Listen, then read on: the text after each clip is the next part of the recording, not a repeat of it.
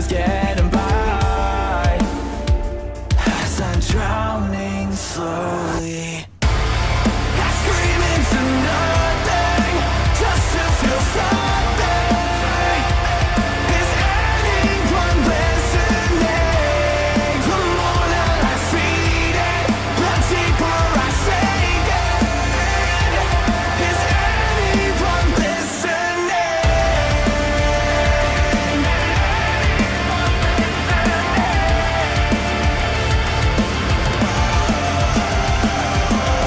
Locked up, I'm a prisoner of my mind, and I'm falling apart, pretending, believing that I know I'm not insane. Running in the pain to let go. There's no way out. It kills me slowly. I scream into nothing just to feel something. Is anyone listening? The more that I feed it, the deeper I sink it. Listen for the echo, that's the sign to let go. The echo,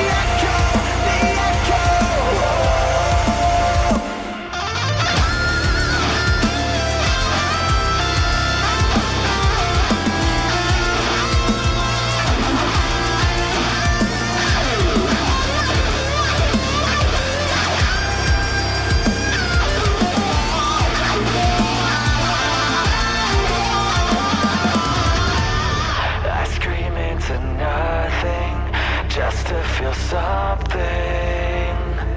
Is anyone listening? I scream into nothing just to feel something. Is anyone listening? The more that I feed it, the deeper I sink it. So listen for the echo, that's the sign to let go. The echo, listen for the echo, that's the sign to let go. The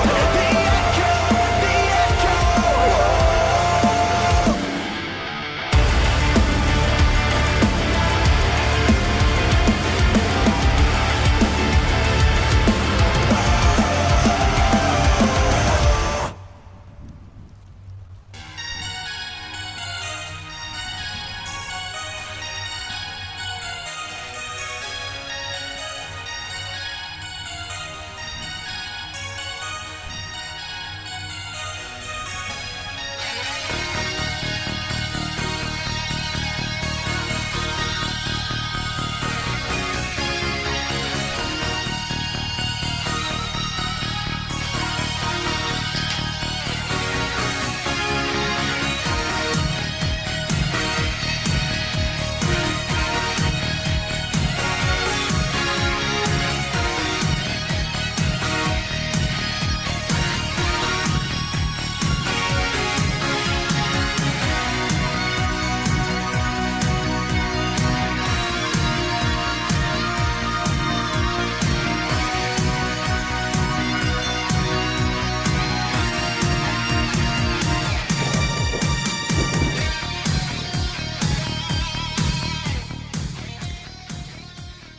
Ladies and gentlemen, welcome.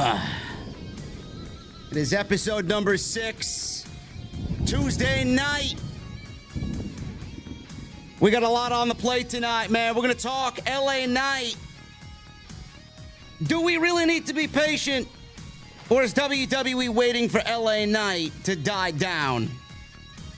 We're going to talk Cody Rhodes. WWE told Cody Rhodes not to go online after WrestleMania 39. I guess they didn't want to see the reality of the situation. Also, Cody Rhodes says that his last few months in AEW were meta. We're going to talk All In. Tony Khan has not announced one match for All In yet. Don't know what he's waiting for. And we're going to talk the Judgment Day, man. Judgment Day all over WWE television on Monday, on Tuesday, on Friday.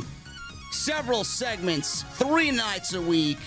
Is it too much? When is it enough? And we're going to go over all your weekly WWE, AEW, and everything in between. News and rumors, weekly shows. We got you covered tonight on episode number 6. I got my cold beverage. I just downed a hot beverage. Now I got a cold beverage. Drew's got his coffee, I'm sure. We're ready to rock and roll. We're going to the beer garden. And I got one question for you on this Tuesday night. What the fuck are you guys drinking, man? As always, see you over there.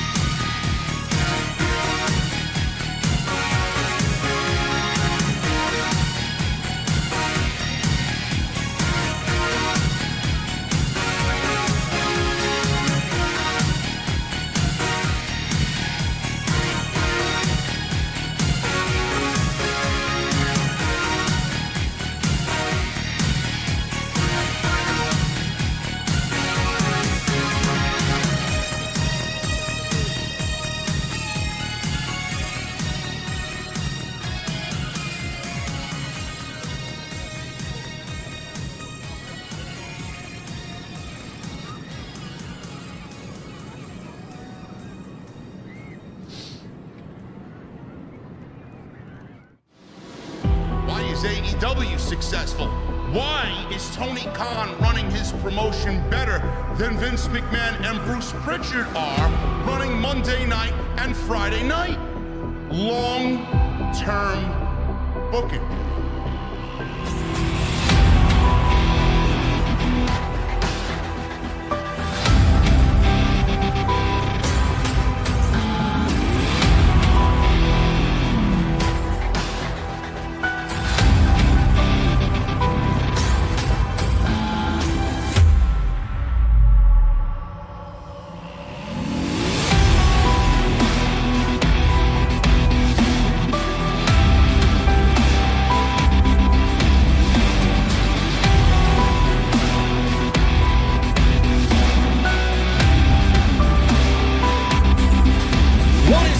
Thank you so very much for joining me right here on Tuesday nights.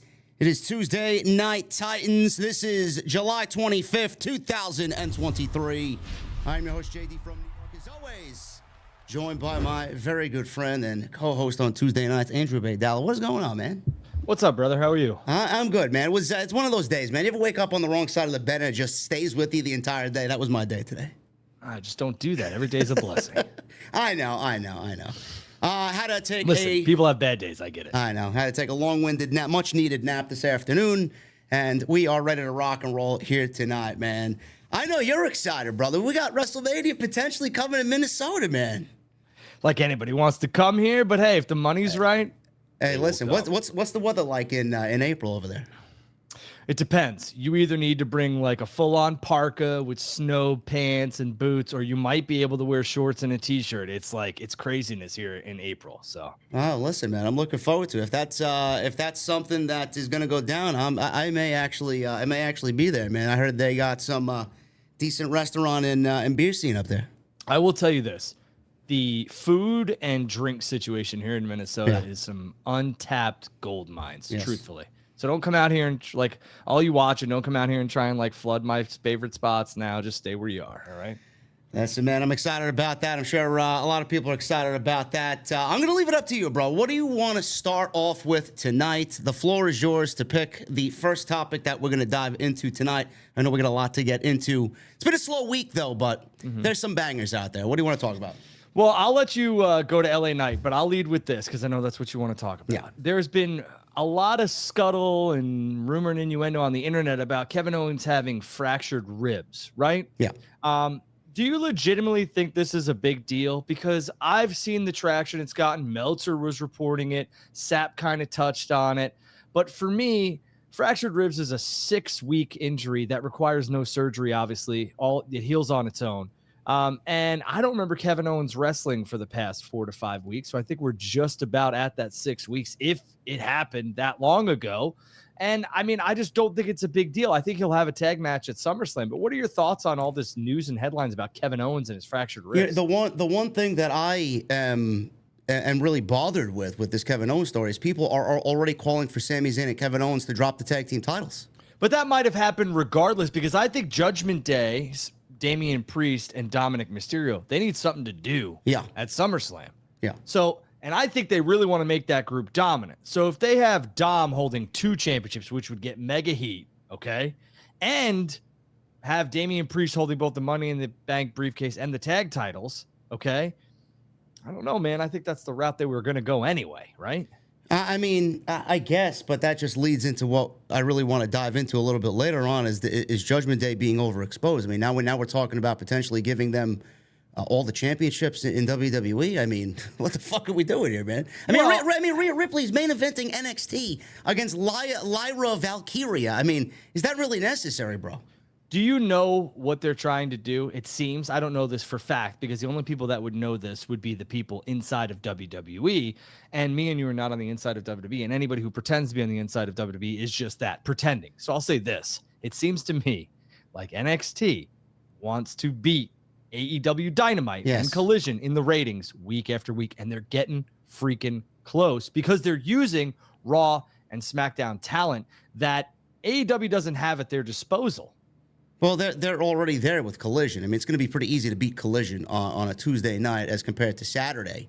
But I mean, this is what we're really driving to make illogical creative decisions around, putting NXT at the position where let me use all of Judgment Day and potentially overexpose them on Tuesday night and Monday night and Friday night. I think the overexposure is a giant exaggeration. I also think it's well overblown. They're hot. They're getting a lot of reactions, they being Judgment Day. And I think the more you can put them on your television, the better. I mean, listen, we might not enjoy some of the things that happen on Raw, SmackDown, or NXT. It might not be for us, but every time Judgment Day is on that screen, I bet you and everybody else sitting in this chat right now, all 865 of you, are watching when Judgment Day is on that screen because every single one of those members are main event players on their own. Dominic's kind of teetering. We'll see, but he's getting crazy reactions. But they're stars in their own right. So overexposure, my ass. Well, I'd seen something on Twitter earlier this afternoon about the quarter breakdown ratings of the Sami Zayn and Dominik Mysterio match. It generated a 1.9 rating, and I think it was the highest rating for the entire show in the 18 to 34 demographic. So, I mean, if you're going to go based off those numbers, then I could see why WWE wants Judgment Day on TV. But there is a thing called burnout. Like, I'm already, I've been watching this shit since I was 4 years old, bro. I know when burnout happens. I mean, I'm burned out doing what I do now on a weekly basis. But seeing Judgment Day on TV every single week, three shows a week, and I don't even really watch NXT regularly anymore like that. I'll catch up with it later in the week. I mean, it is a little too much. But then we want to talk about giving them the tag team titles. I mean, to cycle back to that question, who else would you put the tag team titles on if Kevin Owens and Sami Zayn need to lose it to a tag team? I mean, there really isn't anybody. I mean, I feel like I think we're all waiting forever for Johnny Gargano to make it back to television. That's the tag team that we want to see. But yeah, and who are you going to put him on? Indus Sher? I mean, Judgment Day probably makes the best bet. And the thing is that, people complain about overexposure this, overexposure that, and I'm bored with it. And I get it to a certain extent, but we weren't bitching and moaning when Stone Cold Steve Austin and The Rock were all over our televisions Mondays and Thursdays, and then on a pay-per-view on Saturday or Sunday. I'm not comparing them to Stone Cold Steve Austin and The Rock. It's just the hot acts. And Judgment Day and the Bloodline are the two hot acts. You're not going to put those tag team championships on, any old Schmendrix. Shout out to everyone watching on Pine Lane. It's not going to happen. It's just not. They're going to put the tag team championships on a group that has meaning. And Imperium right now, they're not feuding with KO and Sammy, even though it looked like they were at a certain time. Now it seems like it's all about Judgment Day, KO, Sammy, and Seth. So, that's the logical booking decision for WWE.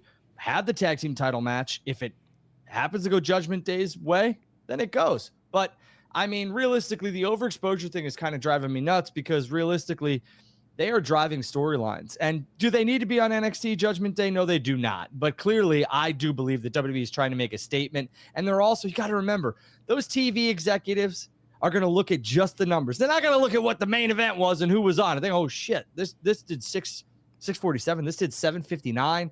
This did 800,000. How much money you want for this? Yeah. And then all of a sudden, it's going to be buying like a bad bag of goods, truthfully. But WWE could also promise them a lot of things that a lot of these other wrestling companies can't. Hey, I could have Seth Rollins show up on a Tuesday night if I want. Well, what is this agenda? Why is it all of a sudden now? I used to coin the term AEW effect. Why are we going back to that when NXT really? Honestly, Nick Khan can say he wants to make it into a legitimate third brand. Everybody knows it's developmental, no matter how many members of Judgment Day you want on the show or how many members of the main roster you want on the show. But what is this narrative now about beating AEW? Beating Collision isn't really all that it's really cracked up to be, Drew. It's 600,000, 650,000 on a Saturday night, on a good night. And when college football comes back in September and when we got the NFL and we got the MLB playoffs happening in October, Collision's going to get crushed. So why is WWE going to worry about something that is inevitably going to, not draw the ratings on a Saturday night? What's with the agenda there for? It's almost like, I get that they're petty, but it makes WWE look foolish. I don't know if it's pettiness. I just think WWE is absolutely trying to capitalize on the hotness of their product because they're seeing it across the board. Okay, WWE just did 25,000 in Mexico for a 2-night stint.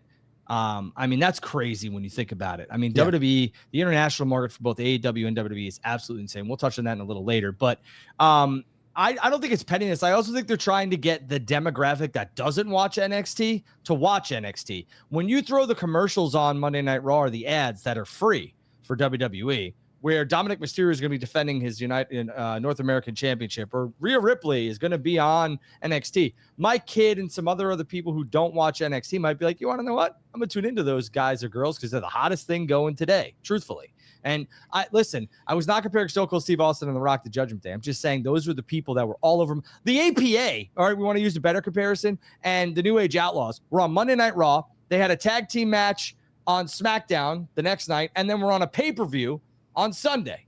So guys, girls, I get it. But none of these people that you dig in AEW right now, but with the exception of maybe like 5 or 7 people, are as over as Judgment Day. And that's a fact, Jack. Sorry, but that's it.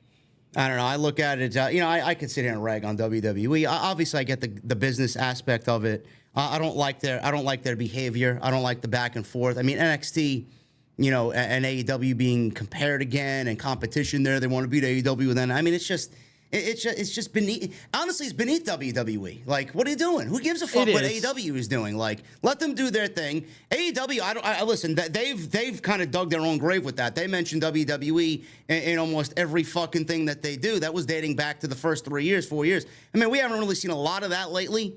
So I don't know why we need to go back to that. But if Tony Khan wants to play fucking ball, Tony Khan's going to play ball. He's going to be as petty as they come. So, who knows what he has up his sleeve this summer.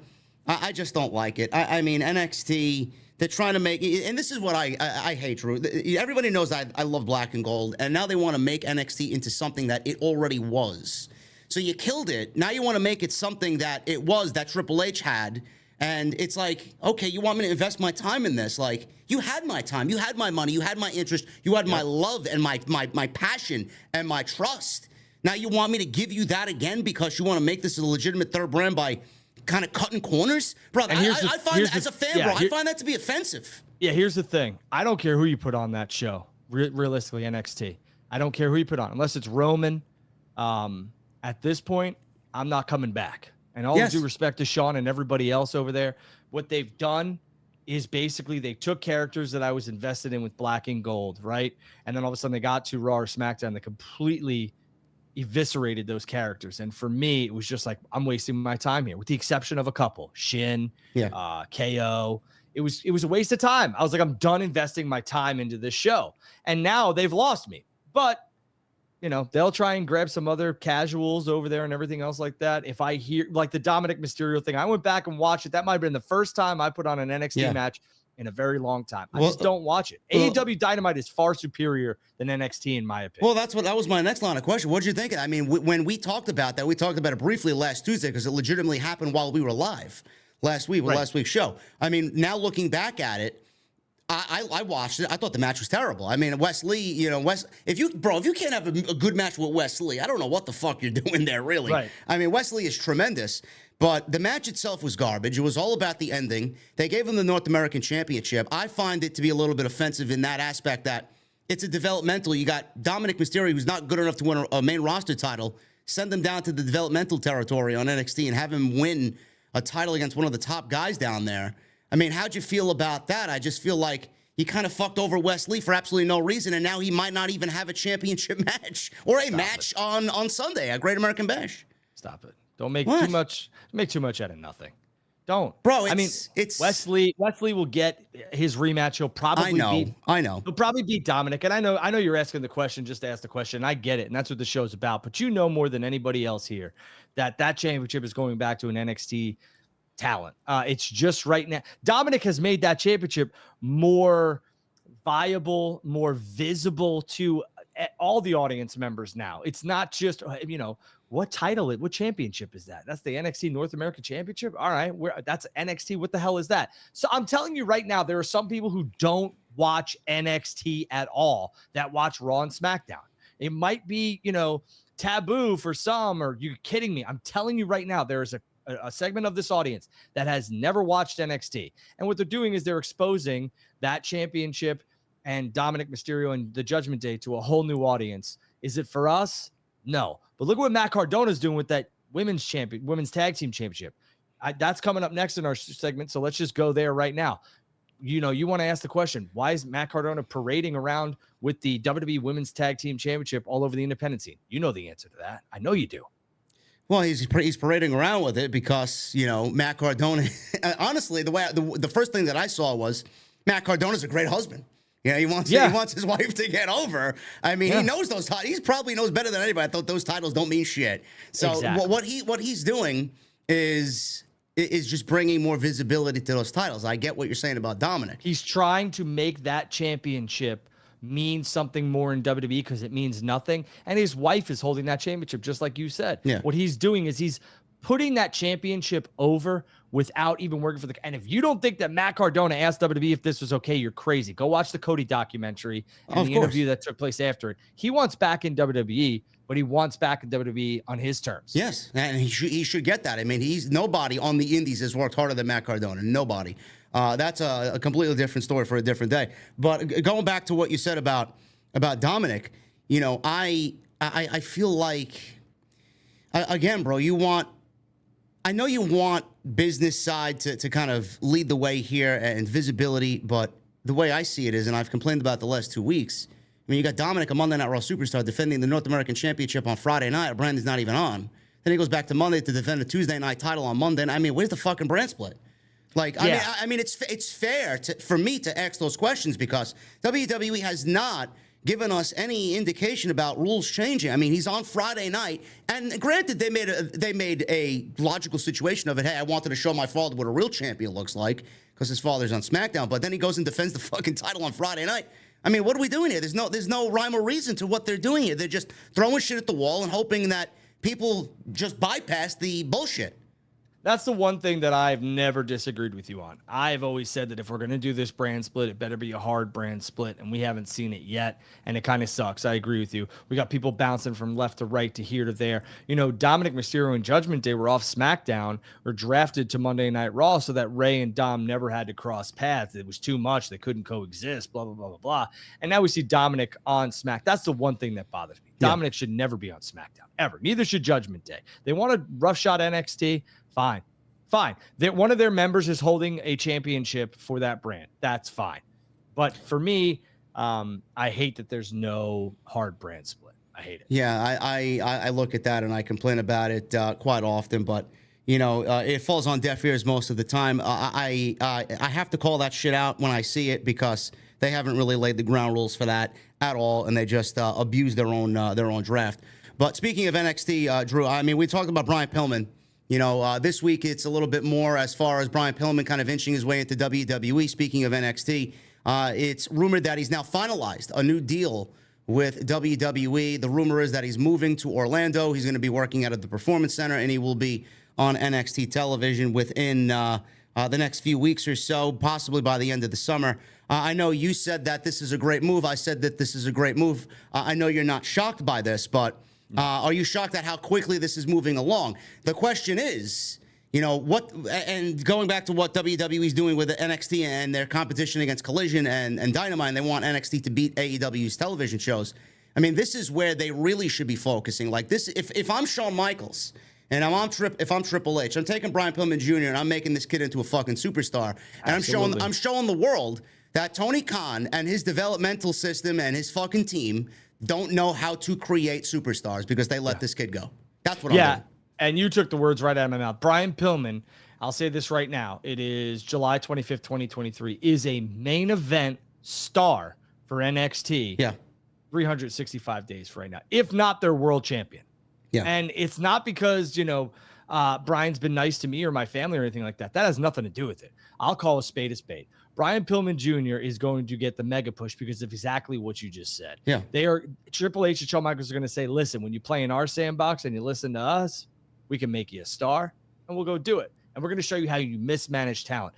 Cody Rhodes is more over and more popular now than he ever was. And that's because the WWE machine is behind him.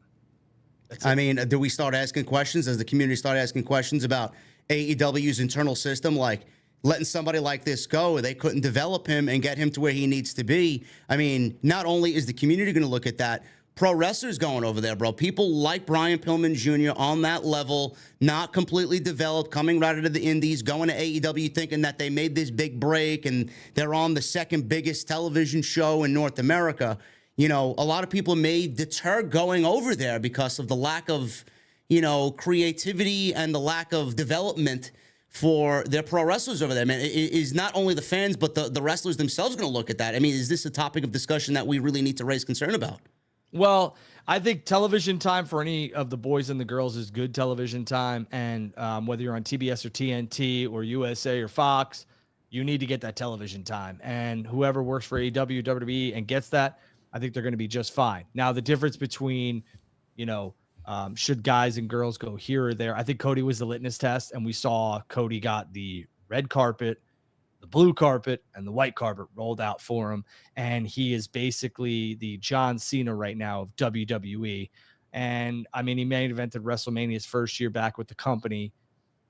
And I think a lot of the AEW guys and girls were keeping their eye on that. And look what it's done. He's got a documentary. He's got everything. Not everyone's going to get that treatment. But if they buried Cody and made him, you know, just a mid-level guy and pushed him down the card, I think a lot of the AEW guys and girls will kind of have some hesitation on going to WWE. But I think there's also going to be the same thing that has always been the stigma with WWE. I could be me here in AEW, right? Yeah. Can I be me in WWE? It seems like we're starting to blend that you can be yourself in WWE, depending on your talent. Not everybody's going to get that treatment. Not everybody should get that treatment. I mean, there's levels to this. I feel like if Cardona goes back over there, he needs to be Matt Cardona. He needs to be 100%. himself. He needs to be what he's created for himself on the indies because he's put in the work.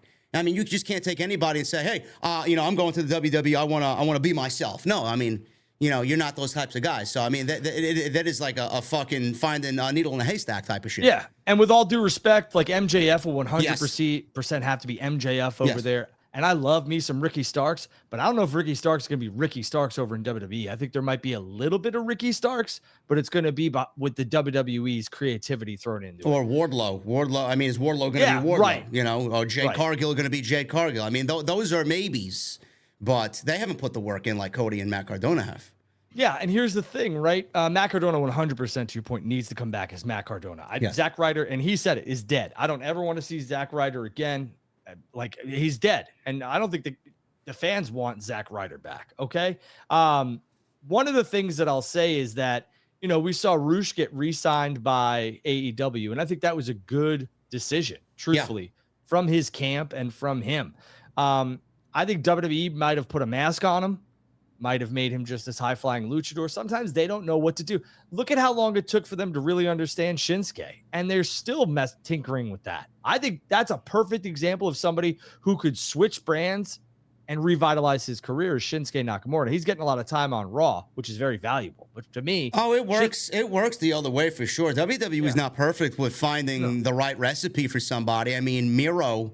I mean, imagine what we got now with Miro in WWE. I mean, they fucked up on him. They dropped the ball on him. Malachi, this is the Malachi, or this is the Aleister Black that we should have gotten in WWE. They never really tapped into that, and they were about to do that, and now he did that in AEW. So, I mean, it does go both ways. I mean, WWE doesn't get it right all the time. AEW does. AEW clearly didn't get it right with Brian Pillman. They're going to get it right with WWE doing it with Brian Pillman. So, it goes back and forth. And that's the thing, sometimes WWE's loss is AEW's gain, and sometimes AEW's loss is WWE's gain. WWE dropped the ball with a couple of guys. They switched Daniel Bryan around, Bryan Danielson to Daniel Bryan, but realistically, that was still him. Just no hardcoreness, no blood, no this, no that. Daniel Bryan and Bryan Danielson, the same guy. Just Bryan Danielson's allowed to say the F-bomb and other things on AEW. Yeah, that's it. I want to stick with the Cody thing. I mean, we mentioned Cody a few times here. There's a couple of things on Cody. One, I actually came across this right before we went live. I did not know that WWE management told him that they didn't want him to go online on Twitter or X now after WrestleMania 39, the loss to Roman Reigns. Apparently, he says, and this was with Sports Illustrated, don't go online.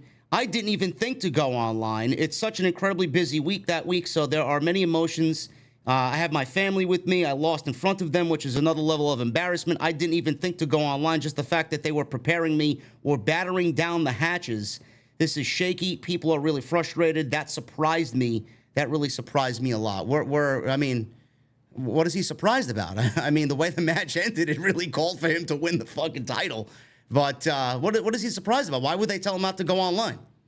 Well, I think a lot of the guys and girls who are, in the industry, who are workers for WWE and AEW, and I'm talking about the wrestlers, both guys and girls, I don't think they spend a lot of their time after a match or after a big event scrolling through Twitter. Maybe unless you're a narcissist. Right. And the thing is that some of them might, and some of them might love the support and everything else like that. But realistically, like, they knew what was happening. They know that the plans are getting laid out. And realistically, they're either tending to whatever happened in that match, or they're going over the match in their head, the aftermath, or they're talking with management of the boys and girls. And they're probably trying to escape everything but getting on the internet and reading reactions. Now, I think WWE just basically wanted to tell Cody, hey, stay off the internet. Which is probably going to make him want to go on the internet more. Because if somebody tells me, hey, don't look at this, I'm going to be like, I want to look at that. You understand what I'm saying? Or in WWE's mind, hey, we fucked up. Don't go look at the mistake that we made because everybody's agreeing with you and winning the title, and we didn't want that. I mean, it's the same thing did that Cody I feel like say they did with that LA he Knight. thought he should have won the championship? Did he say that? No, I don't think he did. Oh, I don't think he did either. I'd be surprised if he did say that. But I mean, and I don't know. I think Chris Van Vliet does a great job. And yes. I think, I just think that we need to accept what happened and see what they do with it. If they continue to not put Cody and Roman together as we get closer to WrestleMania 40, then I think me and you'll have a different discussion on here. But for right now, I'm going to see where this goes. and we'll have to wait and see. I'm more upset about what they're doing with him now than the loss at WrestleMania. Never mind the loss at WrestleMania. I forgot about that. I'm worried about what the fuck they're doing with him now. I think that, they're kind of slow playing the stipulation because it's coming. Whatever it is, it's coming. It should have been announced yesterday. No, they don't. The building's sold. You're going to be watching. I'm going to be watching. They don't have to sell pay-per-views. Like, look at AEW. AEW hasn't announced a match for All In. You want to know why that is? Because they have 70,000 seats sold. What the hell? I mean, seriously, I look at it differently. I'm like, holy shit, maybe I should announce a fucking match with 4 weeks to go. I mean, holy shit. We see where we're headed with All In. It's MJF and Adam Cole for the World Championship. Yes. I mean, they're having the tag team title match before we head to All In. They could have held that match off for All In. They're not. Yep. So for me, it's like, okay, clearly that's where they're going. And there's some directions they cannot go, but that makes you watch the television programming week to week because we want to find out what's going to lead to the pay-per-view. And with WWE's case, I mean, Cody and Brock, all you need to say, Cody said he's ending it. You're not going to end it in a regular match. We're either getting a submission match, which in my opinion would be dumb, or we're going to get a bull rope match. They're not going to call it Texas, but we'll have to see what they do. Could be a cage. Who knows? I don't know. Next week, I think, hopefully next week, we'll get Brock laying down the law sometime on Monday Night Raw. But sticking with the Cody thing, bro, we have this Bray Wyatt rumor came out of absolutely nowhere. I tell everybody, stop listening to these geeks online that have legitimately zero sources, okay? And you guys know what I mean when I say that. Stop listening to the bullshit. But people picked it up. And, the sad thing is, it may not be a legitimate source because it didn't come from SRS. It didn't come from Mike Johnson. It didn't come from anybody, really. But the thing is, I could believe it. Because what are we doing with Cody? And I mentioned this to you last week. What are we doing with Cody after Brock? I think the thing is he's going to beat Brock. He's going to overcome the adversity. That Monday after SummerSlam, it's either one of two people, bro. It's either Bray Wyatt or Randy Orton. And that's it. There is nobody else. I mean, it needs to be a high-profile match, and those are the two biggest high-profile names that are not named Seth Rollins on Monday Night Raw. What about if Drew loses the Intercontinental Championship and we have a feud with Drew and Cody? You interested in that? I'd be interested in that, but Drew would have to be heel.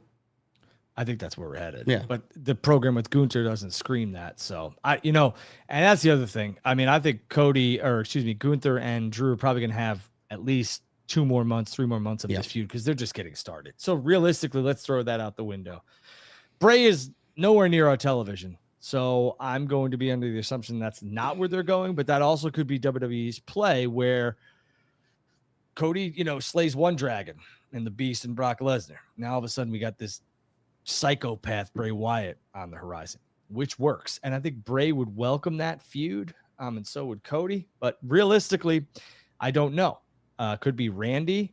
Don't know. The thing is that we're going to be watching and we'll have to figure it out. And I'm sure we'll critique the hell out of it. But realistically, if they give us something stupid, Cody's going from Brock Lesnar and he's probably going to get that win. If we don't get somebody on that level or next to it, like a Bray, Randy, Drew, I think it's going to fall flat and they're going to have egg all over their face. Well, that's the last thing that Cody Rhodes needs to end up in with the egg on his face, because right now I feel like, and I've been very vocal about this, he's got no momentum as far as creativity on television. His promo last night on Monday Night Raw was literally just a rerun of what he's been saying for the last 3 months. Nothing's new there. It's hard to work with. Listen, it's hard to build a program with somebody who has Brock Lesnar's schedule, but everyone's invested. So I understand. But to me, it's like, why trot him out again? You didn't need to, right? So to your point, it was a rerun, but the crowd wants to do the whoa and everything else like that, and they want to get Cody Rhodes on television. But my thing is that I would have thrown Cody out in the dark match main event, sent the crowd home happy, and we didn't have to see him for a week. Yep. And this week in Houston, this Monday Night Raw in Houston, Brock's back, Cody's back, build it. I don't know, man. We'll see. I just can't wait for it to be over. Stipulation. Listen, I can't wait for it to be over, man. I need something new. Monday Night Raw feels like a rerun. We'll talk about Raw a little bit later. But the last thing on Cody here, man, I didn't really understand what he meant by this. I just feel like Cody believes that he is better. He's better than what the fans wanted him to be in AEW. And I just feel like deep down, he feels that he is the superhero that pro wrestling needs. And he did not want to go heel. So he said to Sam Roberts that he feels like the end of his AEW run was a little bit too meta. He says, hey, the thing for you we want is for you to turn heel. So for me to do that, to turn heel, it's by saying verbally out loud, I'm not going to do it, which is, of course, me being heel. It didn't work in a sense because I had a really fun match with Ethan Page where the crowd was just going nuts, and I really loved the polarized crowds and the split crowds. I love the polarized split crowds because obviously I'm a part of the Cena era of our industry, so I loved it, but it might have been just over the heads of many people. He loved the Cena era, but he was a part of that. He did not want to be John Cena in that theory. He wanted to be John Cena, who everybody, kind of revered and looked up to, and he is basically John Cena for this generation, if you really want to look at it and really just kind of boil it down. But, Cody being a heel, bro, I was actually kind of embracing that because it would have been the refreshing change he needed on AEW television. I just don't think deep down in his heart he wanted to fully commit to it. So for him to say it was meta, I mean, it was what the fans wanted. And it would have made you, to me, come off the way you needed to on AEW television and maybe get to that point where you wanted to be a world champion or get that world championship that you didn't get over there. I don't know, man. I just feel like deep down he didn't want it. It wasn't in his heart. Well, I mean, he could always turn heel in WWE. I don't see that happening anytime soon. I don't know how you do that right now, but there's always a possibility. And I think what he meant by meta is it was behind him, because that's what that means. Like meta is it's past, it's behind me. And I would agree with him. I think Cody turning heel in AEW, if it didn't happen a year prior, it should have never happened. Yeah. I don't know. That was a very sticky situation there. I was actually looking forward to that on AEW television, but I found that to be interesting that he actually did address that. And the funny thing is this is why I'm a fan of Cody Rhodes, and I hope that they continue this with him and they don't really change him at all. He did go on to say that I was not allowing this documentary to happen without mentioning All In, the first All In. And that's the part I'm going to be looking forward to watching when this documentary drops, because he knows how to tell a story and he knows what the true story is. You can't really leave out pieces. I don't want you to leave out pieces of my story. I don't want you to revise the story like WWE documentaries do. And it's like half truths. Here's the thing, right? I'll call a spade, like I've said a million times. WWE at time has had revisionist history. Yes. And I think if Cody was going to have this documentary becoming the American Nightmare, we needed the genesis and the origin of that. And that was All In. I mean, he was the American Nightmare on the independent circuits and everything else like that. But when he won the NWA, he being Cody, the NWA World Championship, that took the American Nightmare, Cody Rhodes, to a completely different level. Okay. And that needed to be told. The AEW story needed to be told. It's all told in the documentary. It's 2 hours and I think like a minute long, 2 hours and 2 minutes long. And it is not your prototypical WWE documentary, because Cody said, if we're going to do this, we're going to do this the right way. And I don't think he would have let it become produced if it wasn't going to be done the right way. Yeah. They talked about Stardust a lot in this doc, a lot, which is crazy because Stardust and Cody Rhodes, the American Nightmare, are completely different sides of the spectrum. How much of this documentary do you think makes it to television when he inevitably gets back to Roman Reigns? Because this is the story that needs to be told when he goes into Roman. Leaving, not wanting to be there, reinventing himself, coming back, being the man that he is now. That's the story that you need to tell for Roman Reigns going into WrestleMania 40. How much of this makes it to television? All of it. All of it. Because timing is everything. They're letting you digest this. Them being WWE, they're letting you digest this. He's going to have a massive victory over Brock Lesnar at SummerSlam. What comes next? And then all of a sudden we're into the fall, and WWE needs that megastar to carry them for Monday Night Raw in the fall. Monday Night Football's back. Everything is back. Sundays you have football, Saturdays, Fridays, et cetera, et cetera. You need that. And Cody is now, he had his hard time after WrestleMania. He might have a little bit in September and stuff like that, but they're going to need Cody to go off to the races, and they're going to want that character to have, them being WWE, a 6 to 8 month build of just being this guy, because we're seeing tribal combat at SummerSlam. Yep. And Roman looks shook. They need something else for Roman Reigns, and that's coming in the form of Cody Rhodes. I believe at WrestleMania 40, you could suck wind with this Rock versus Roman stuff for the title. It does nothing. Let that match happen at the Royal Rumble. Truthfully, what does it do? It does nothing for me. At WrestleMania, bro. Honestly, for me, it does nothing for me at WrestleMania now. Because we've heard about it for 4 years now. I'm done. Should have had it last year. And you should, if that was the way that this was going to happen, should have had it last year. Maybe they wanted to have it last year, and that's why they had Cody and Roman, and that's why they had Roman go over, et cetera, et cetera. But for me, I don't want to see The Rock and Roman at WrestleMania 40 for one reason and one reason only, because we're all invested in that Cody story. So at 40 now, you've had us for 2 years, essentially, a full 365 now. Give the fans what they want. Give us the ultimate payoff, and I think WWE will. You think he's coming back? I mean, without Hollywood doing its thing. I mean, I heard a rumor today. Again, they keep mentioning Grayson Waller. I don't want to see it. I don't really care for it. Grayson Waller may have a little segment at SummerSlam like he did at Money in the Bank. I know he kind of mentioned very directly LA Knight. He feels like LA Knight could use the Grayson Waller effect to get him over. Blah, blah, blah. Do we see Rock coming back anytime soon between now and the end of the year with the Hollywood strike still ongoing? I wouldn't be surprised if you see The Rock show up in Detroit for a one-off. That it's not going to be like an impromptu match. If it is, it'll be something like we saw at WrestleMania 32, where he rips off his shorts, it's a quick rock bottom, and that gives a little bit of a rub and shine to Grayson Waller. You could say he had a quick match with The Rock, but no. I think the guy to watch at SummerSlam at the segment is LA Knight. I think something there is brewing. And they're not, them being WWE, we want to talk about, should we be patient with LA Knight? I think you might be pleasantly surprised on what his plans are for SummerSlam. I don't have any inside knowledge, but what I'm saying is that he's suspiciously left off this pay-per-view, this premium live event. And realistically, this is not where LA Knight's going to win the Royal Rumble a month or two later. Like they like to kind of hide that Rumble winner down the card a little bit, or he's hurt, she's hurt, whatever.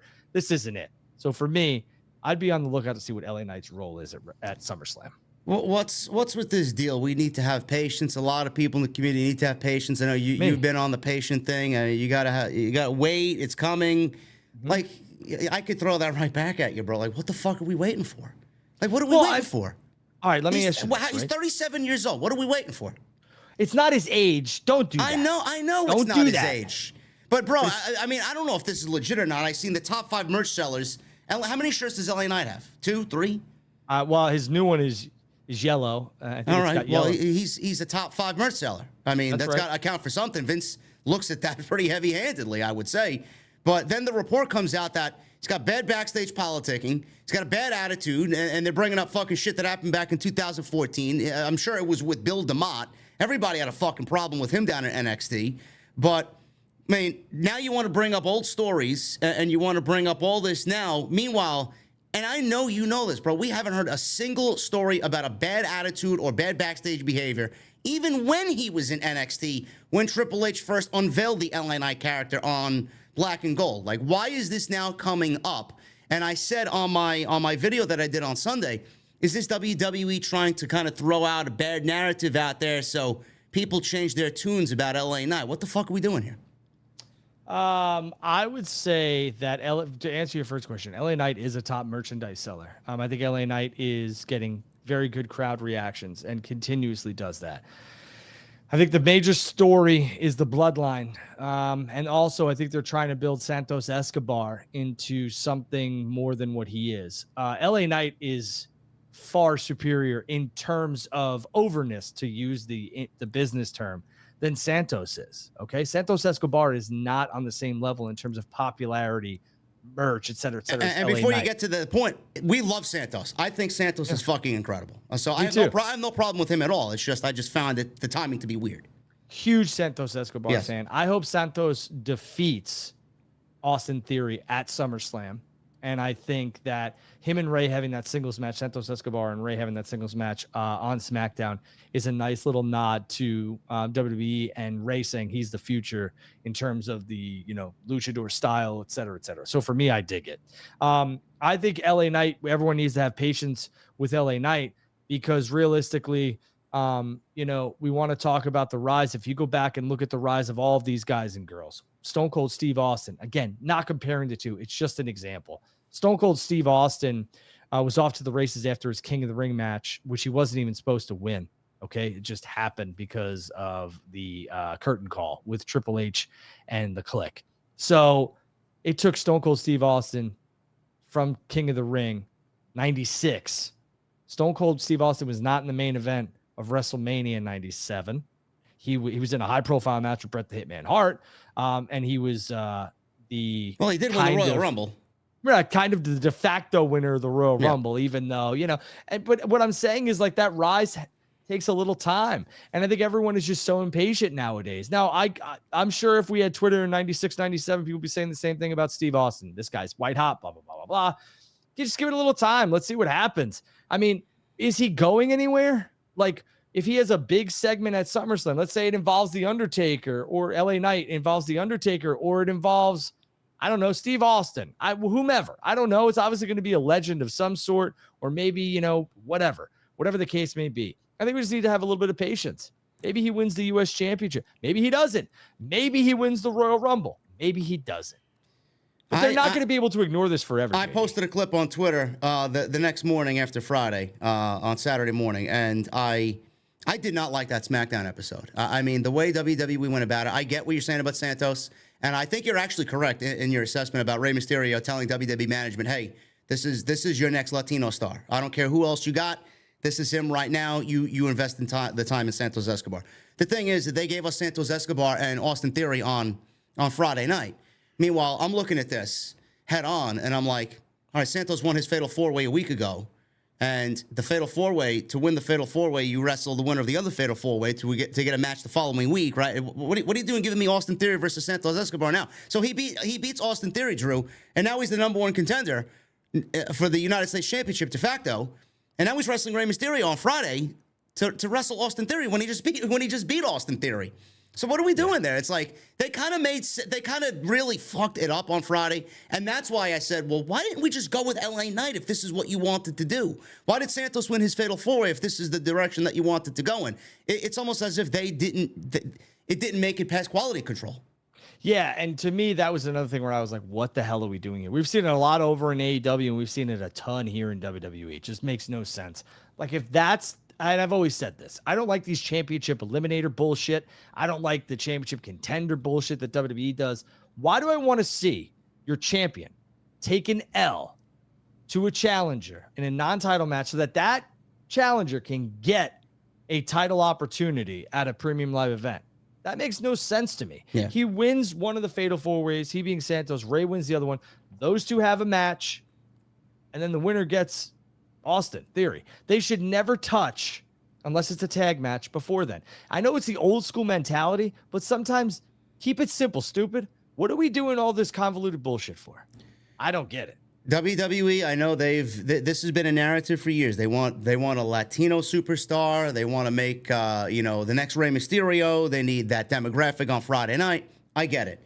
But the way I look at it is, if you're talking about LA Knight, now if you put him in a situation with Grayson Waller, I mean, how is that going to compare to LA Knight maybe winning this Fatal 4-Way, maybe beating, the winner of the other Fatal 4-Way, getting a shot at Austin Theory at SummerSlam? Don't you think that with the SummerSlam card right now, you got Roman and Jay, you got Cody and Brock, there really isn't anything else on that show that's going to blow you away. You couldn't give this guy a part of the show, Drew. I just think it feels like they didn't want him to be a part of the show because, and this may be true, this may not be true. I just feel like WWE tends to punish people that get over organically on their own. I truly believe that narrative. And then I think about it, and I'm like, isn't SummerSlam better off with LA Knight and a top priority feud for the United States Championship? It's going to fly under the radar. It's not going to be the biggest thing that happens on the show. But my God, man, people are going to be talking about that going into, the rest of the show, going into Monday, going into Friday. It would have been a great moment, and they just kind of left you hanging your head on Friday. Like, why? Like, I feel like LA Knight at SummerSlam in that role would have been a better SummerSlam. I felt like we all thought that's where we were headed in terms of a match for LA Knight, but maybe something else is being presented to LA Knight that both management and LA Knight really dig, and it could help his ascension. But I would agree with you. A lot of times we have seen where you get over organically, WWE is like, nope, not on my watch. And I don't know if that's WWE or it just was Vince McMahon, truthfully. So, maybe you want to get over, it's going to be on my terms, and I'll make the decision. I don't care what these people want. I'll tell them what they want. So I get it, but I think that has passed a little bit. I don't think this is them being like, hey, LA Knight's not getting over at my expense. We'll make him over when we say he's over. I don't think that's it. I think they have such tunnel vision right now on what's working. And the same can be said for AEW. The Bloodline implosion is the sole focus on SmackDown, with a little bit of Grayson Waller thrown in here. I mean, where the hell is Edge? Okay. And a little bit of the tag team division with Pretty Deadly and all this other stuff. They're making Santos a star. LA Knight's a star as well. Grayson's on his rise. Let things happen. I think they're keeping LA Knight a little hidden because realistically, after this Bloodline stuff implodes, okay, Jay and Roman have their match. Roman's going away, right? And they got to book 2 more months of television and premium live events until Roman returns. You mentioned last week that you don't think Roman's going to be at Payback. It's going to be Solo and Jay. If Roman's not on Payback, Cody is going to be on Payback for sure because they got to sell that place out. And then it also goes back to what we talked about. What is Cody doing after SummerSlam? It's got to be a major name. And here's the thing, just a thought. Cody, if Balor wins that World Heavyweight Championship at SummerSlam, I would not be surprised if we get a rematch at Payback and Priest cashes in, and then we could have Priest versus Cody at Fastlane. Because again, they're going to have to sell tickets like you said, and Roman's off it. And I can tell you this right now. Here's your one F-bomb. There is no fucking way that Roman Reigns is working Payback and Fastlane. No. Sorry, Pittsburgh and Indianapolis, but he's going to take some time off.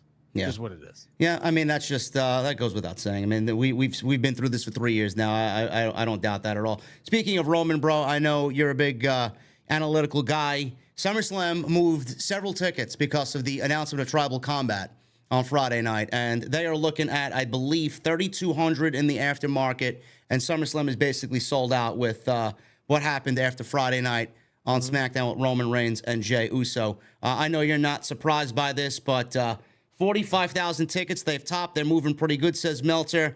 And right now they are looking at 45,420 to be exact, with 2,281 left with the setup of 47,700. 3,200 tickets still available for resale. All those are going to be gone by August 5th. Yeah. And I'll say this. Have been trying to acquire more tickets for SummerSlam, et cetera, and it's just impossible. They have done such a good job. WWE, it's across the board. They have done a good job of selling their stuff out. It's crazy. The Raw in Houston, you can't get a ticket right now through the primary. Everything is secondary. And Detroit is going to be probably close to 50,000 people, and they opened up the entire upper bowl, which is wild for a football stadium that's not SummerSlam or not WrestleMania. That's a SummerSlam. To sell this many tickets is a testament to just how hot the business is. And the same goes to be said for AEW. I'm looking at the mapping right now.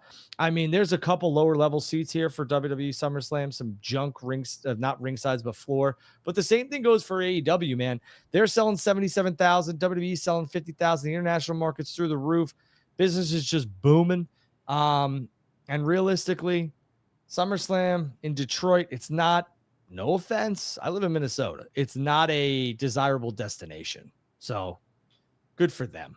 But yeah, the business is just off to the races in terms of live event ticketing sales. And truthfully, that was not the case 365 days ago. No. And a lot of this has to do with Roman. A lot of this has to do with Cody.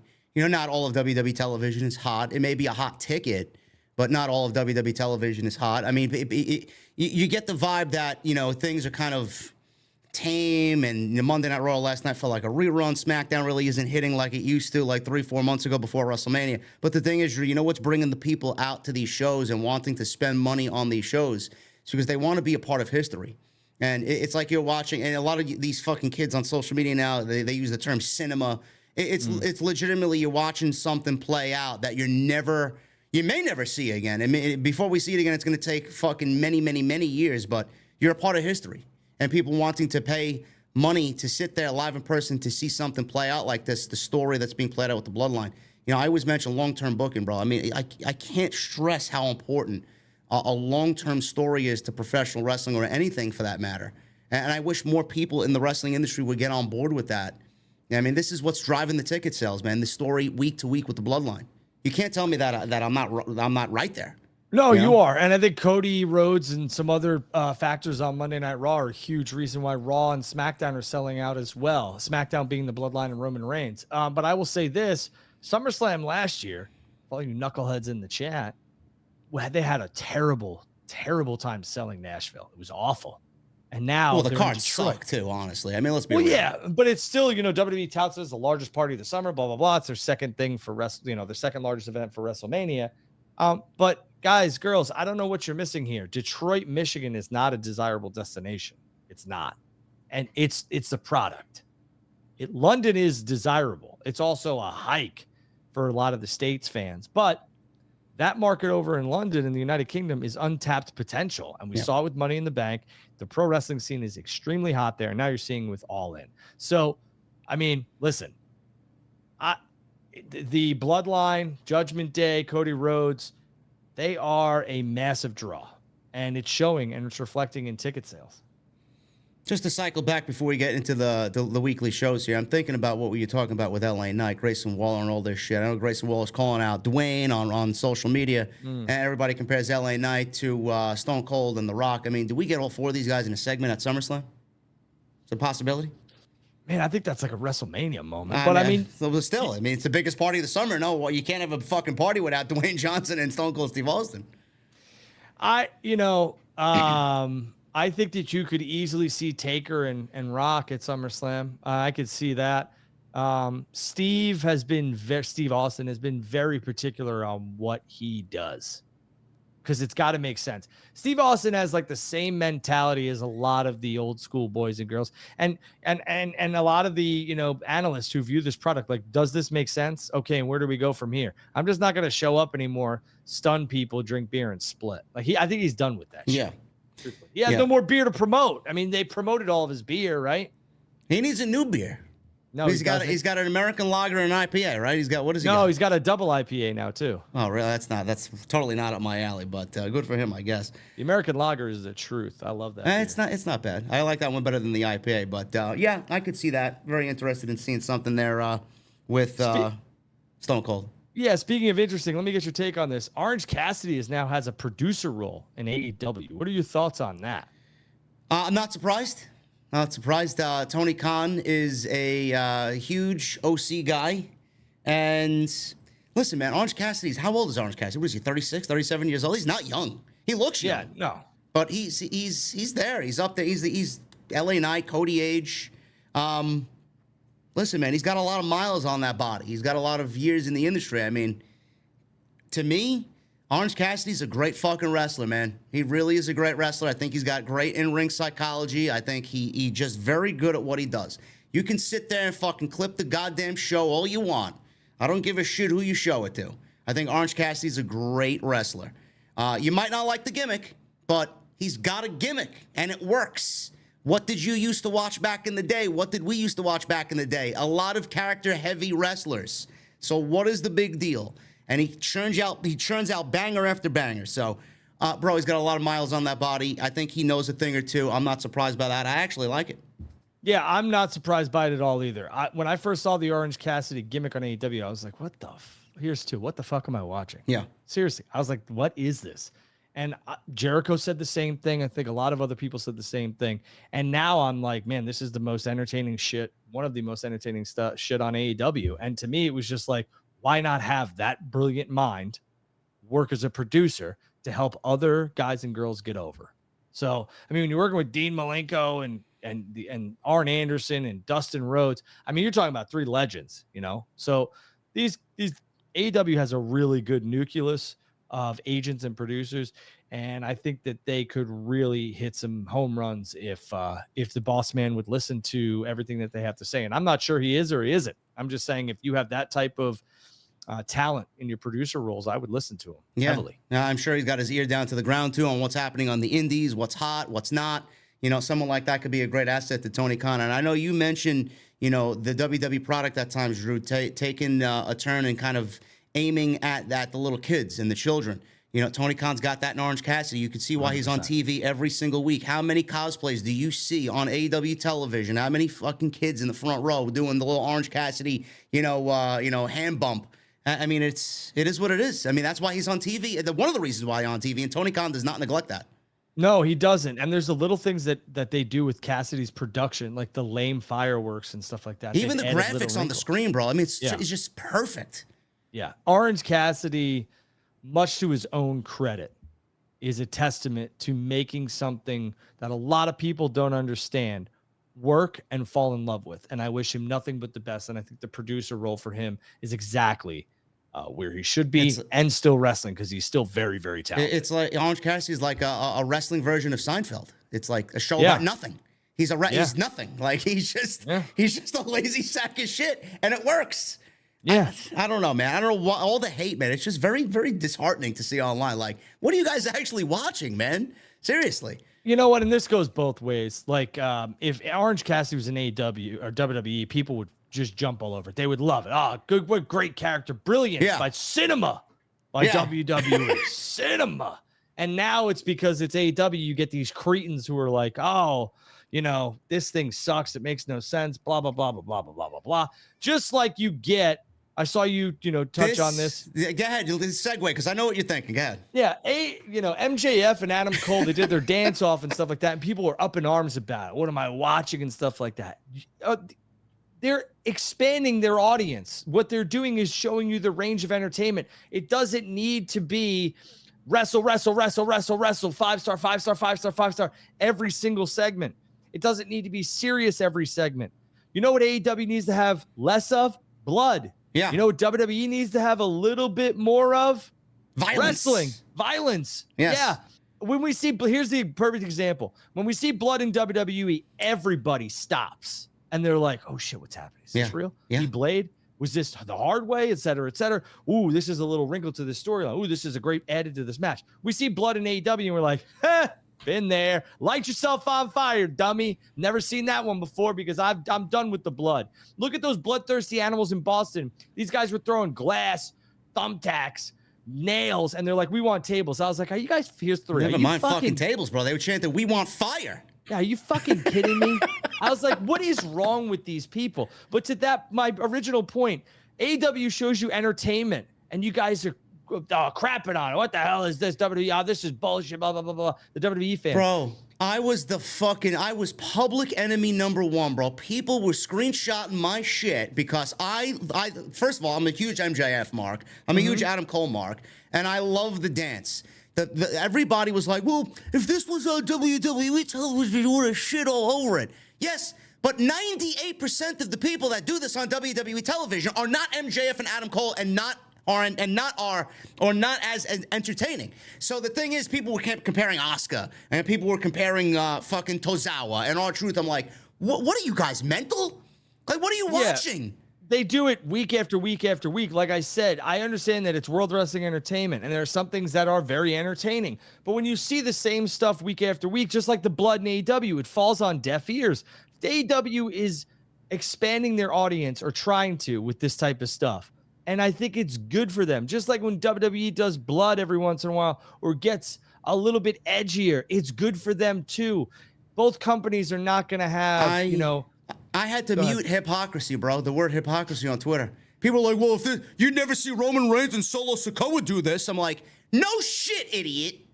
Dummy. Like, what the fuck are you talking about? Yeah, Solo barely speaks. Why would Roman Reigns break into a fucking dance contest in the middle of a championship match? I mean, what are you watching?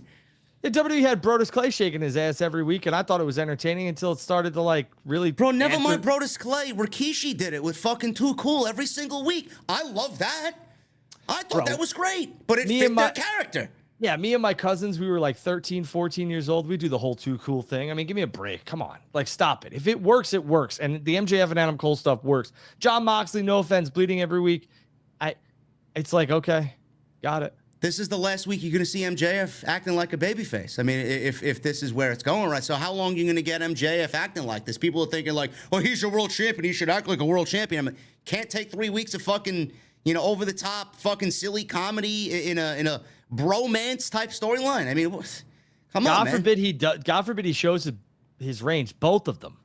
I mean, God forbid they do that. You know what? How dare you show your entertainment value on AEW? If you don't come out here and give me the 91 Tiger Driver, whatever the fuck it's called, that's for, you're done. I mean, like, guys, like, what? I don't understand. You cry for more of this, and then they give it to you. Are gonna, when MJF jumps ship, they'd be like, ha ha ha, we got MJF. I'm like, yeah, you got the guy that was dancing with Adam Cole in a fucking tag team match with Danny Garcia and Sammy Guevara. Now what are you gonna say? You'd be the first people to tell me, you know, MJF is better off over in WWE. This is what he's setting himself up for. This is an audition for sports entertainment, bro. He's showing you exactly what he's gonna be doing over there and the versatility of who he is. Hypocrisy, man. I had to mute it. I can't stand it. I can't stand social media, though.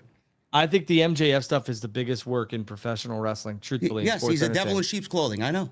I don't think MJF is headed anywhere near WWE because realistically, like MJF, the stuff that he's doing with Adam Cole is showing everybody that he could be in WWE and be okay. But for me, that character, that persona, is built for All Elite Wrestling. That's one guy that I would throw the bag at if I'm AEW. And I would match any offer that WWE comes with, and maybe even succeed and go above and beyond that offer so that he doesn't even think about going to World Wrestling Entertainment. There's a couple of guys in WWE who should hightail it to AEW. They are the Viking Raiders, one of them. They are the OC, maybe. They are Shinsuke Nakamura. There's a lot. But AEW should never allow MJF to even sniff a WWE contract because realistically, I'm not sure that character fully works with WWE's brand behind it. Yeah, he's going to make the bag, though, no matter what. He's going to have a legitimate bidding war. I don't even think that's a fucking story staying on AEW television. I think that's going to legitimately be the reality. You know, he's going to be the highest paid wrestler in the industry. But I do think he's going to jump ship. You don't think he's going to jump ship? No.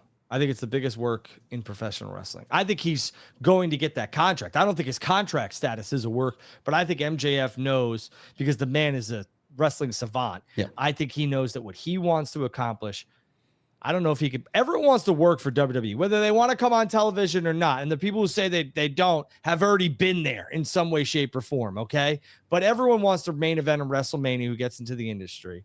And they all want to probably be on the global juggernaut that is WWE. But I think some of these guys and girls now will absolutely take the money and allow their artistic freedom and creativity to take full reign over an AEW because you're not getting that in WWE. It doesn't matter what they promise you, they be WWE. You're not getting the full reign that you get majority of the time in AEW.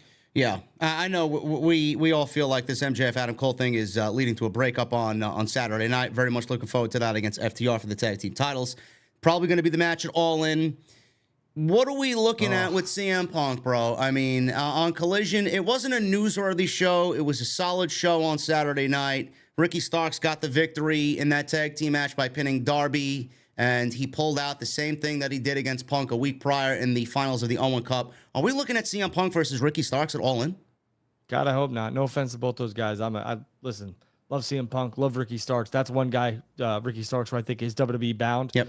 But I just, no. You know, the Ibushi thing to me is crazy too. Like he's going to be sticking around, and it seems as if they're going to go, they being AEW, with the Golden Lovers as a tag team. And I think that they're going to have a tag match at All In against whoever Callis's new family is. That's a miss. Punk and Starks is a miss at All In. And so is Kenny Omega and Ibushi tagging against whomever the hell Callis's new family members are. No, thank you. You have the matches that you should put on that card. And I don't care if these boys don't know how to do business. Fucking make them. You're making me worried now, man, with what you just said. I mean, holy shit, like, what are we doing? Exactly right. I mean, listen, All In has the potential to be groundbreaking. It has the potential to shake the wrestling landscape. Close to 80,000 people are going to descend on Wembley Stadium in the United Kingdom at London on a Sunday night in August. They should give the matches that everybody wants to see. And don't tell me you don't know what they are, because you do. And we don't need the 6-man tag match. Give me Kenny and Punk, or give me Kenny and Hangman, or Punk and Hangman, and give me FTR versus the Young Bucks. And then have your 6-man in Chicago. Do we possibly get Kenny, Coda, and Hangman against FTR and CM Punk because the Bucks refused to work with CM Punk. Kenny Omega, I don't. From what I know, Kenny Omega doesn't have a problem with Punk. He wants to apologize, and they want to kind of squash the thing. Bucks may not want to do that. Punk wants to move on and work with everybody, but do we see that instead of the Young Bucks getting involved?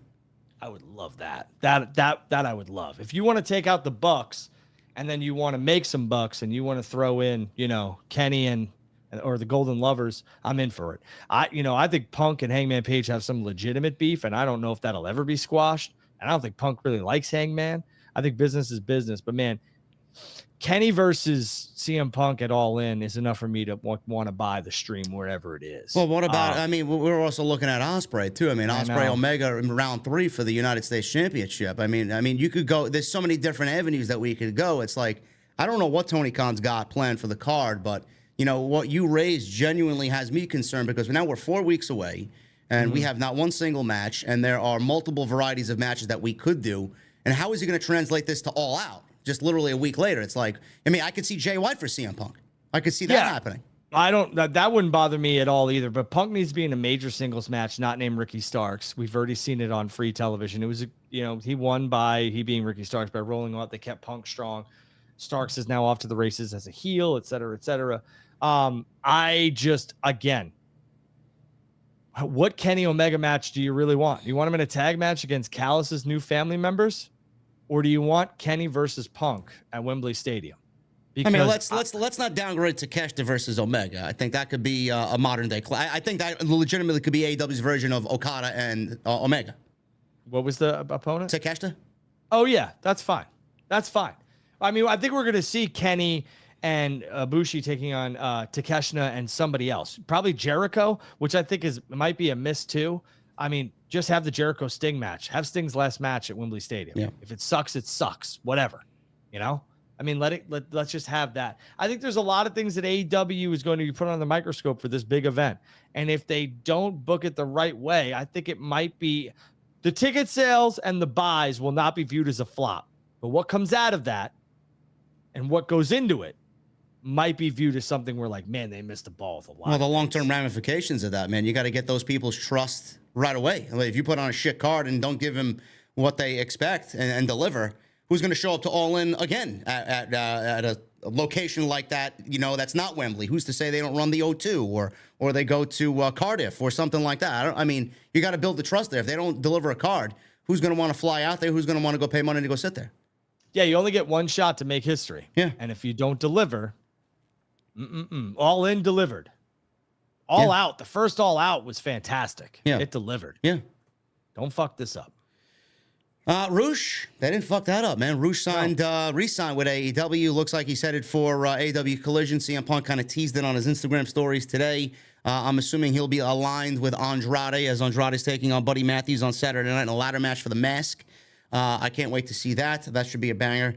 But Roosh signing with AEW, I think that's the good thing. A lot of people had already thought he was headed towards WWE, and they were coming up with dream matches with Roosh and WWE. It's like, let's slow the brakes a little bit. Roosh would be fantastic in a match with Ilya Dragunov and a Braun Breaker and a Carmelo Hayes and a Gunther and a McIntyre. Great.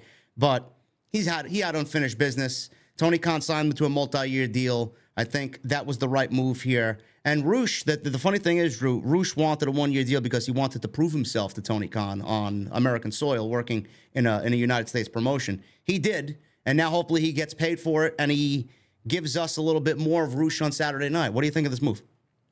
I think it was a smart move for Roosh and his camp. Re-signing with AEW was the 100% move that I saw him making, him being Roosh. I do not think that, listen, I think WWE can absolutely, do a lot of great things with a lot of great talent. But this was one where I was just like, nah, this just fits AEW. And maybe Roosh goes there in a year from now, WWE. Who knows? I'm just saying I liked what AEW gave Roosh and will hopefully continue to give Roosh, truthfully. So I think it was a smart move.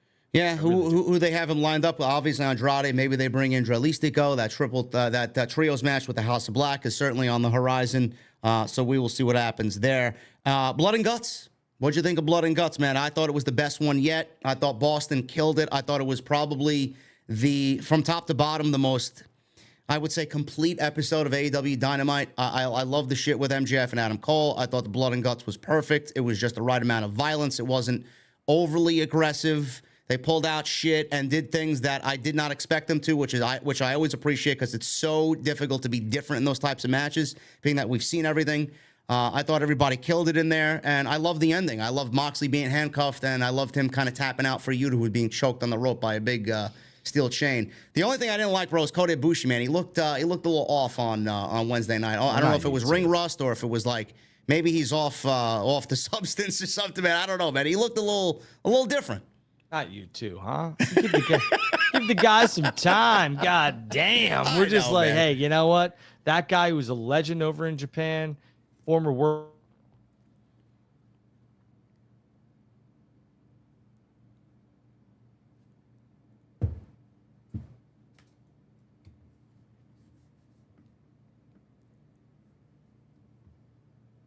We might have lost Drew, I think.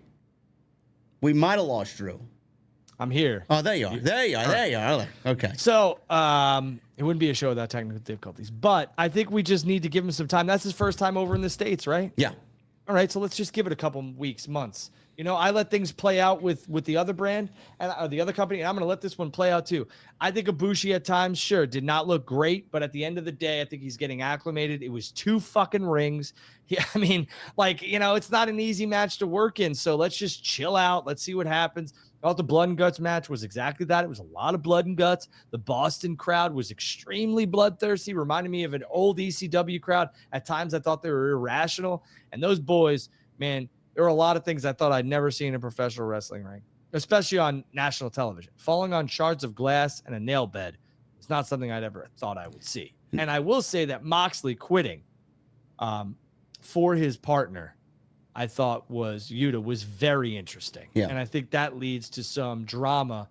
So it started with a bang, that being Dynamite, and ended with a cliffhanger. And, you know, besides Jack Perry's music being absolutely garbage, the start to that AEW show was fine. I actually didn't mind it, but it's definitely going to take a lot to get used to.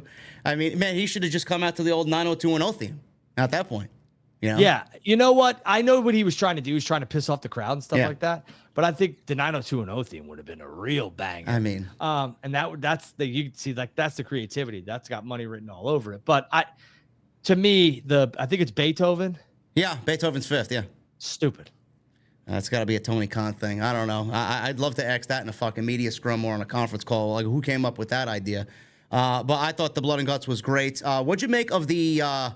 I would say the hysteria online. A lot of people were talking about this too after the match was over. It wasn't televised. They all kind of shook hands in some sort of camaraderie in a sign of respect. I mean, people made a big deal about that. Claudio says maybe it should have been televised because that's what the Blackpool Combat Club is all about. What'd you make of that? Listen, I think those guys, all of them, put their bodies on the line for each other and tried to deliver for that crowd, and they did. And if they want to shake hands after it, shut up. Not a big deal, and move on. And for all you idiots in the chat that say I'm a WWE apologist, no, I'm not. I don't apologize. Where do they get that on this show tonight? I don't listen, I don't care. I'm just saying, listen, when WWE does something stupid, I'm the first one to say that's stupid. But WWE has built a $1 billion empire. So they're not stupid. Sometimes their storylines are, but their business moves are not stupid. But no, I have no problem with that. None, because they entertained all of that crowd and the people watching at home. And I think it was done off air. It was done off air. And you just gave the perfect answer too. I mean, they just went fucking 45 minutes and basically killed each other. Why not? Right. Why not? I mean, so stupid. Social media is so stupid. Billy Gunn, bro. What'd you think of this Billy Gunn teasing retirement after the loss to the House of Black on Saturday night? Are we getting a breakup of Billy and the Acclaimed coming? I just don't believe it yet. You know, I always thought that Billy would turn on the Acclaimed and help his sons win the tag team championships, but they already did that. So not the turn, but the Guns winning the tag team titles. So I don't know what Billy has left to prove. I mean, he started in '89 and was wrestling on WWE television in the '90s, the 2000s, the 2010s. He wrestled in AEW in 2020s, and he's still on AEW. That's insane. Billy has nothing left to prove, and if he wants to hang him up, I wish him the best in his post in-ring career, which will be absolutely either with AEW as a producer or with WWE as a agent or producer. And I wish Billy Gunn and his family the absolute best. I watched that on Saturday. I'm like, holy shit, man, the Acclaimed, how they have kind of fallen from grace. They were the hottest tag team in the industry with the scissoring, and that kind of really got put on ice. It's not as over anymore. I mean, it's over, but it's not as hot as it used to be. And Daddy S was a big reason for that. You know, what are they going to do without Daddy S? I mean, they're great on their own, but I think Daddy S kind of gave them the push over the top that they needed. I think Daddy S was a huge part of the Acclaim, like you said, and getting over. And now I think they want the Acclaim. And I think Billy wants the Acclaim to shine on their own. And let's see what these guys are made of. So there you go. One SmackDown note. I don't know if we talked about this earlier, but Santos and Rey Mysterio with this match coming up on Friday. Do you see it being just one-on-one, babyface versus babyface, or are we in typical Vince McMahon League break up all these factions that Triple H put together mode? No, I don't think they're going to break up the LWO. They're selling some merch. I think there's a little bit more money to be made. There's a bunch of talent in the LWO that is kind of like fallen off in terms of like airtime. I don't know why. Else like that. Well, I don't know why either, because first of all, Legado de Fantasma was fantastic, and even on the main roster they were fantastic. And I love that Santos had that kind of like Breaking Bad cartel-ish vibe, and I think we should head back to that. But I think the LWO, you know, when they were heading into Puerto Rico, they knew they were going to be faces and everything else like that, so it was smart. And yeah, I don't see the breakup. I think this is going to be very much a respect thing. I think Ray's going to shake hands with Santos afterwards and kind of give him the torch for Mexico and the Lucha Libre culture. Are we looking at a potential WrestleMania match between these two? Is this like a little appetizer to whet everybody's taste palate? I thought that Ray should have retired after putting his son over at WrestleMania, which he didn't do. So I don't know. That's a good one, though. I don't know. That's a WrestleMania match on my card. I'll tell you that right listen, now. That's a WrestleMania dream match. We're getting it on SmackDown. So maybe if it's Ray's last match, maybe it's the mass versus career. Yeah. That type of stuff. It would work, especially in Philly. Again, guys and girls, Philadelphia is a crowd, just like New York, that is not going to put up with garbage Bullshit. Matches. Yes. Yeah. Not going to happen. And WWE knows it. Injury bug bites WWE, especially on Monday Night Raw. We talked about Kevin Owens. Hopefully that's just a little minor thing, and he's going to be back. Bayley was injured as well. She's on Friday night. That, thankfully, is not as serious.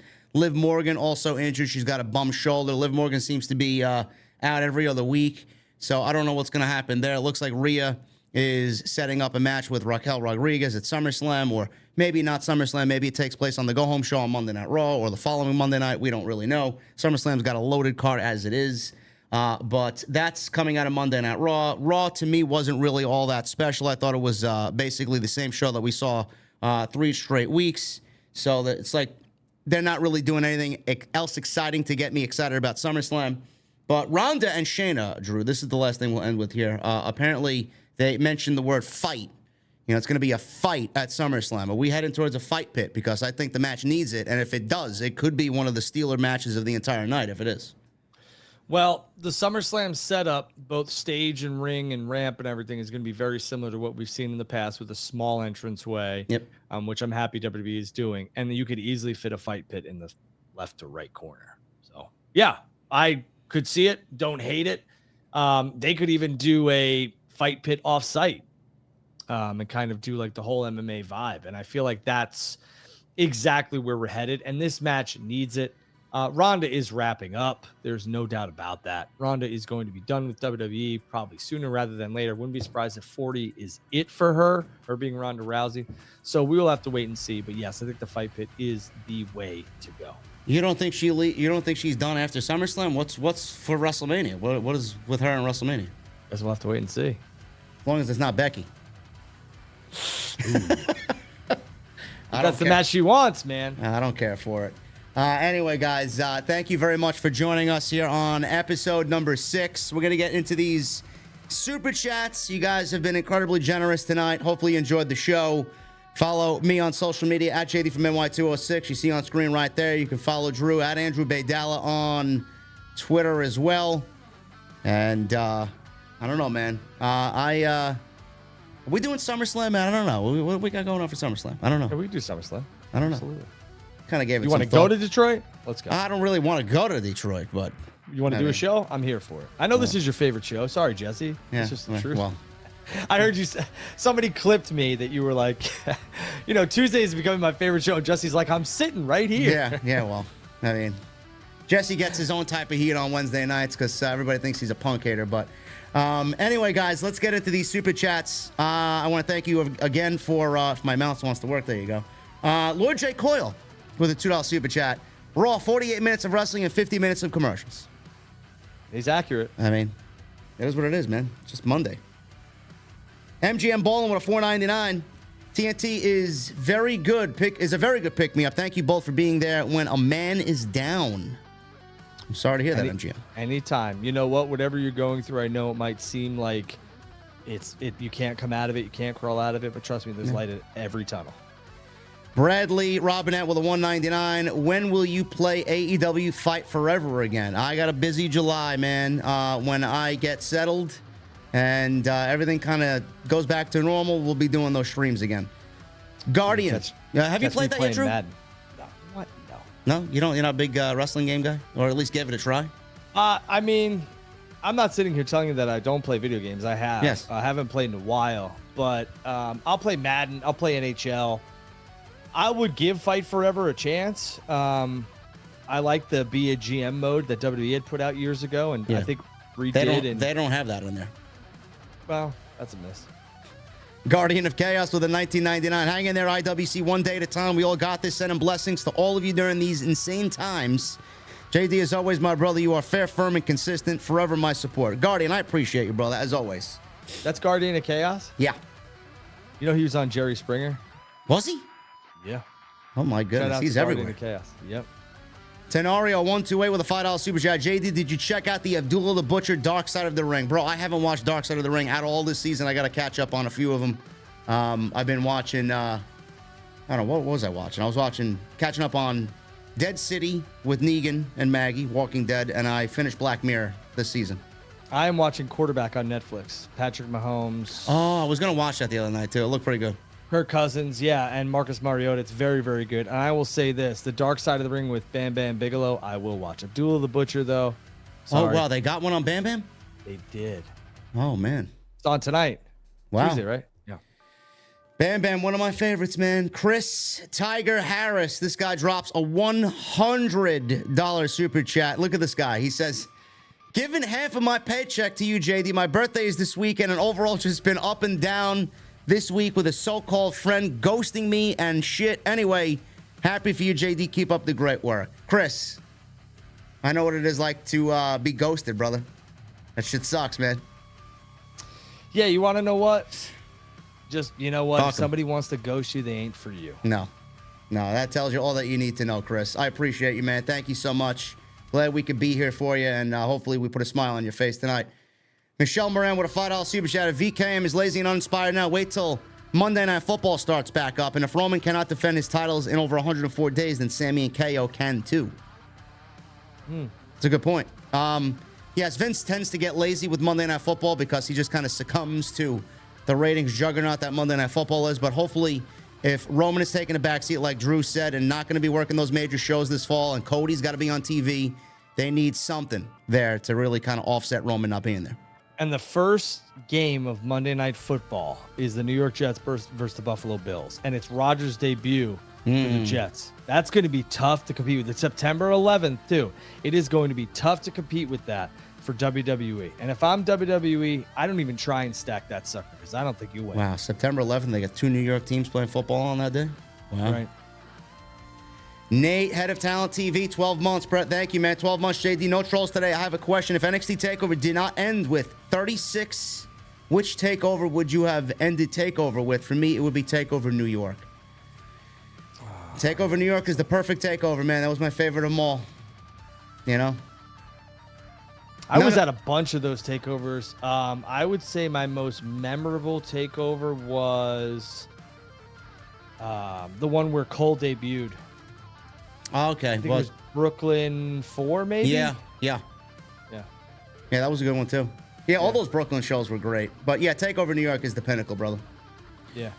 Wallach Wall with a 1999. Good to see you guys again. We'll love to see Limitless Keith Lee back in WWE if Triple H is reinstated as head of creative. Well, he is head of creative, but, you know, how much power he has, we don't really know, Wallach. Imagine Keith Lee versus Gunther for the IC title. It's a shame he wasn't treated as a megastar. God bless. Yeah, they fucked him up. And Tony Khan ain't doing no better, man. I'm not giving TK a pass. I'm going to hide over here. Miles Morabel with a 199. LA posted on his IG story that he's #1 in merch sales. Probably true. Wow. Trust me, man, it's not going to be overlooked. You know, I think Drew has a point. Let's give it some time, but man, that I think that they dropped the ball on that Friday night. I really do. United States title is the least they could do for him.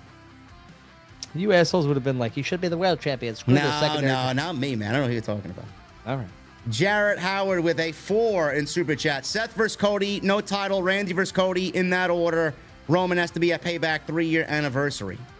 Oh, you guys with this Payback anniversary shit. Do you think WWE really cares about that? I don't think they do. I don't think so. And Cody says he doesn't want to wrestle Seth Rollins ever again. I don't know if that's going to happen or not. Why do we want to see a match number 4? I don't. You don't want to see 3 matches with Lesnar. You guys want to see 4 with Seth? No.